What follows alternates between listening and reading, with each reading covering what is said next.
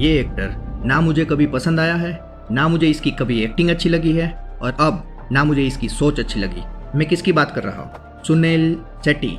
मैं सोचता था कि कौन लोग इसको पसंद करते होंगे और इसको कौन हीरो मानता होगा, लेकिन अब समझ में आया कि इसको हीरो मानने वाले लोग कौन है और ये किसको पसंद करता है। इसके नाम की स्पेलिंग ध्यान से देखो, बीच में इसने ई जोड़ा है, मतलब ये किसी बाबा के पास गया होगा और बाबा ने इसको न्यूमरोलॉजी देख के बोला होगा, सक्सेस पाने के लिए ना तुम एक काम करो, आपका नाम सुनील थोड़ा अनलकी लग रहा है, बीच में ई जोड़ लो, सुनील कर लो, लकी हो जाएगा। तब से इसने अपना सुनील नाम बदल के सुनील कर लिया है। इसका मतलब ये पूरी तरह अंधविश्वासी है और इसको खुद के ऊपर ही भरोसा नहीं है, तभी बाबा, न्यूमरोलॉजी और नाम में ई का सहारा लेना पड़ रहा है।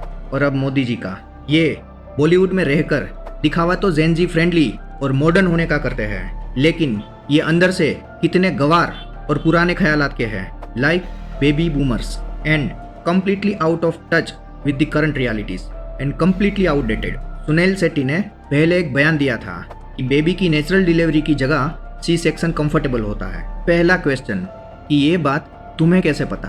और दूसरी बात, अगर मेडिकल साइंस का नॉलेज नहीं है तो अपनी ये फालतू सलाह अपने घर में रखो, पब्लिक को मिसलीड करने की क्या जरूरत है? इस बात के लिए गौहर खान ने तभी उसे पब्लिकली लताड़ा था। Gauhar Khan, thanks for taking right stand. और फिर इसने ये भी सजेस्ट किया था कि मॉडर्न वाइफ्स को बच्चों के साथ घर में रहना चाहिए और हस्बैंड को बाहर जाके कैरियर बनाना चाहिए। और जेन जी गर्ल्स, आप नीचे कमेंट में लिखो कि आपका क्या कहना है सुनील शेट्टी की इस बात पर। इसने अभी और एक ब्लंडर किया है, एक तो गोदी मीडिया के पास गया और क्या बढ़िया चाटुकारिता की है, उसके क्लिप देखिए। आप मानोगे नहीं, मेरी पोती 15 महीनों की है, हर रोज सुबह and somebody had told her, Modi ji, that's it, one photograph somewhere, one of her nannies, airport के वहां उन्होंने दिखाया। आज हर रोज सुबह आती है, एक साईं बाबा का बुक है जिसमें मोदी जी की फोटो है, बड़ी फोटो है, वो उसे खोलती है, मोदी जी बोलती है, गणपति की मूर्ति के पास जाती है, वहां लड्डू मेक बिलीव लड्डू लेके आती है और उनको खिलाती है।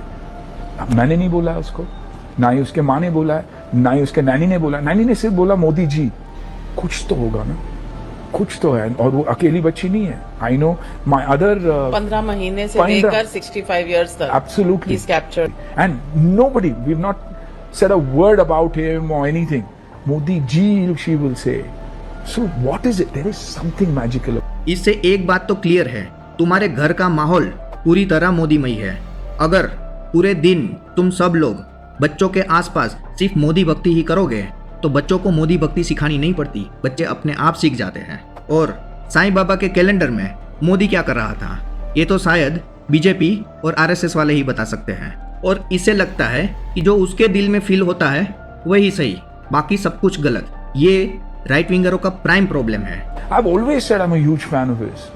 You know, I'm not talking about a party, I'm talking about a leader. If a leader excites me, it excites me. As much as I love my country, I love that man. There is something about him.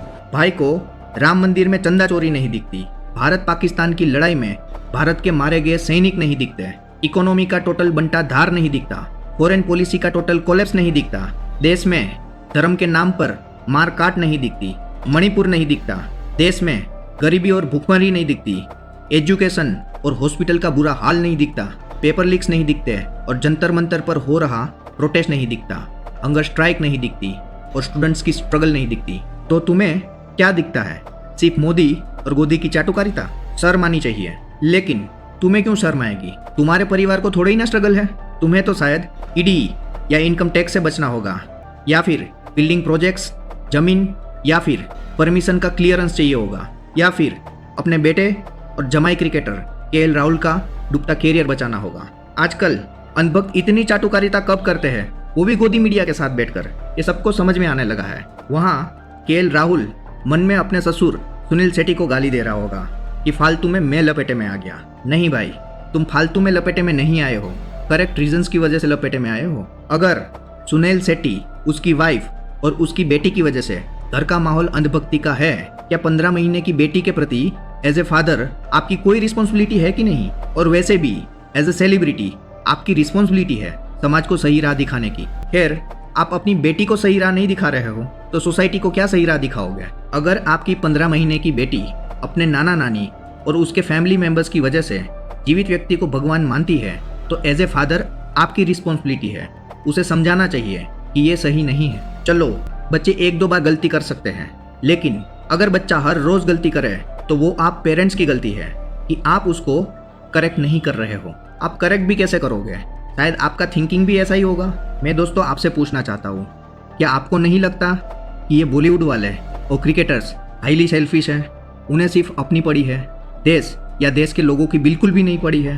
क्या आपको नहीं लगता कि इन सब की अकल ठिकाने लाने के लिए इन सबको सबक सिखाने की ज़रूरत है? देश को सुधारने के लिए पहले इन सेलिब्रिटीज़ को सुधारना ज़रूरी हो गया है। चलो हम सब साथ में मिलकर इन सब की अकल ठिकाने लाने के लिए सब मिल के कुछ करते हैं। आप सब लोग नीचे कमेंट में अपने सजेशंस दो कि हम लोग साथ में मिल के क्या क्या कर सकते हैं, और सब साथ में एक जगह जुड़ने के लिए हमें फॉलो और सब्सक्राइब करें, और इस फॉर्म में सिर्फ अपना ईमेल डाल के हमारे इस मिशन में भी कॉकरोच के साथ जुड़े। लिंक डिस्क्रिप्शन और कमेंट में है। और हाँ, अपने दोस्तों को शेयर करना मत भूलें।